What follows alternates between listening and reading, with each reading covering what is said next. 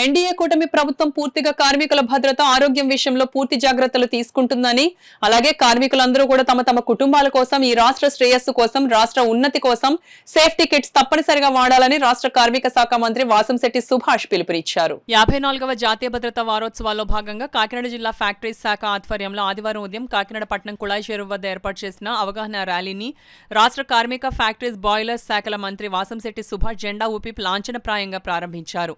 ఈ సందర్భంగా ఆయన మీడియాతో మాట్లాడుతూ ఎటువంటి ప్రమాదాలు లేకుండా కార్మికులందరూ సుఖ సంతోషాలతో ఉండాలి, భద్రత అనేది తప్పనిసరి అని అన్నారు. కార్మికులు బాగుంటే పరిశ్రమలు బాగుంటాయని, పరిశ్రమలు బాగుంటే రాష్ట్ర అభివృద్ధి బాగుంటుందన్నారు. ఎన్డీఏ కూటమి వచ్చిన తర్వాత సుమారు 8 లక్షల కోట్లకు పైగా పెట్టుబడులు వచ్చాయని మంత్రి వాసంశెట్టి సుభాష్ పేర్కొన్నారు. ఈ యొక్క ప్రభుత్వం ఎన్డీఏ కూటమి ప్రభుత్వం పూర్తిగా కార్మికుల భద్రత ఆరోగ్య విషయంలో పూర్తి జాగ్రత్తలు తీసుకుంటుంది. అలాగే కార్మికులందరూ కూడా తమ తమ కుటుంబాల కోసం, ఈ రాష్ట్ర శ్రేయస్సు కోసం, రాష్ట్ర ఉన్నతి కోసం అందరూ కూడా సేఫ్టీ కిట్స్ అనేవి వాడాలి.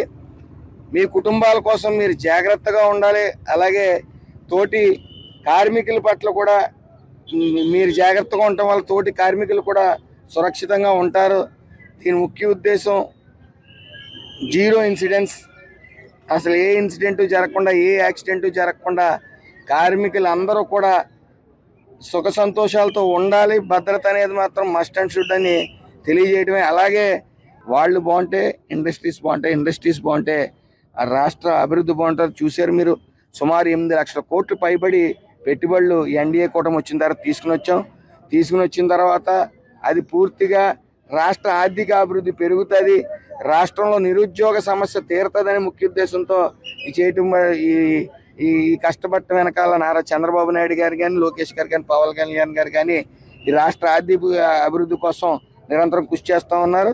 ఈ ఎన్డీఏ కూటమి మరొకసారి చెప్తున్నాను, పూర్తిగా కార్మికుల ఆరోగ్యం భద్రత విషయంలో ఎక్కడా వెనకడుగు వేసేది లేదు.